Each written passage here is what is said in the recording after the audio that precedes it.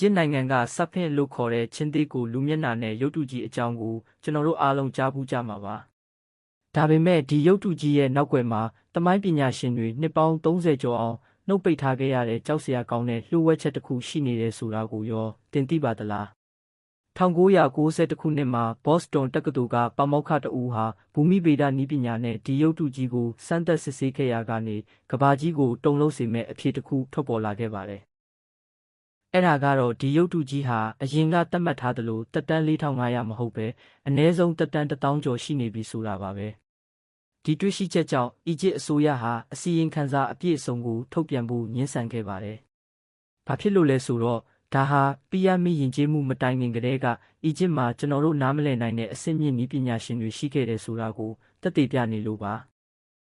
ပိုပြီးထူးဆန်းတာကရုပ်တုကြီးရဲ့ကိုယ်တဲ့ပုံမှာမိုးရေတိုက်စားထားတဲ့အမှတ်အသားတွေအထင်ရှားရှိနေတာပါပဲ။အီဂျစ်ဟာလွန်ခဲ့တဲ့နှစ်ပေါင်း9000လုံးမိုးရေချိန်50မီလီမီတာတောင်မပြည့်တဲ့သဲကန္တာရပါ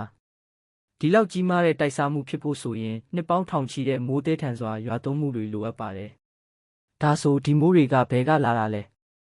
သိပ္ပံပညာရှင်တွေရဲ့ခန့်မှန်းချက်အရ BC 1000ဝန်းကျင်ကဆဟာရသဲကန္တာရဟာအခုလိုသဲကန္တာရမဟုတ်ပဲစိမ့်လန်းဆူပြေတဲ့မိုးတစ်တော်ကြီးဖြစ်ခဲ့တာပါ2008ခုနှစ်မှာဂျပန်သုတေသနအဖွဲ့ကမြေအောက်ရေဓာတ်နဲ့စမ်းသပ်ကြည့်တဲ့အခါမြေအောက်9မီတာအနက်မှာစာသင်ခန်းအကျယ်ဝန်းလောက်ရှိတဲ့လိုင်ကောင်းကြီး3ခုကိုထပ်မံတွေ့ရှိခဲ့ပါတယ်ဒါပေမဲ့အီဂျစ်အစိုးရကရှေးဟောင်းပစ္စည်းထိန်းသိမ်းရေးဆိုတဲ့အကြောင်းပြချက်နဲ့တူးဖော်မှုကိုချက်ချင်းရပ်တန့်ခိုင်းခဲ့ပါတယ်တကယ်တော့သူတို့ဟာလူသားတွေမသိသင့်သေးတဲ့အရာတစ်ခုခုထွက်လာမှာကိုကြောက်နေကြတာလား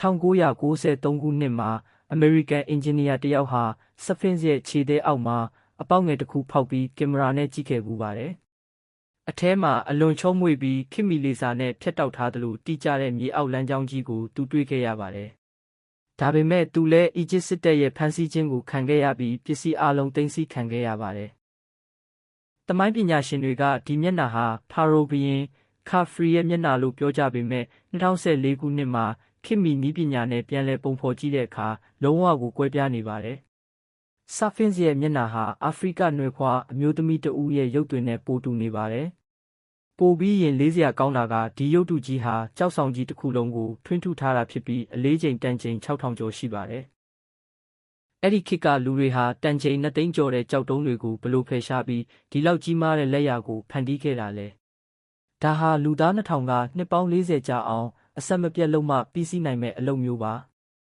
ဒီနေ့အချိန်ထိဆပ်ဖင်းရုပ်တုကြီးရဲ့နှာခေါင်းဟာဘလို့ပျောက်ဆုံးသွားတဲ့မြေအောက်မှာဘာတွေရှိနေတယ်ဆိုတာဗဟေလိဖြစ်နေတော့မှာပဲ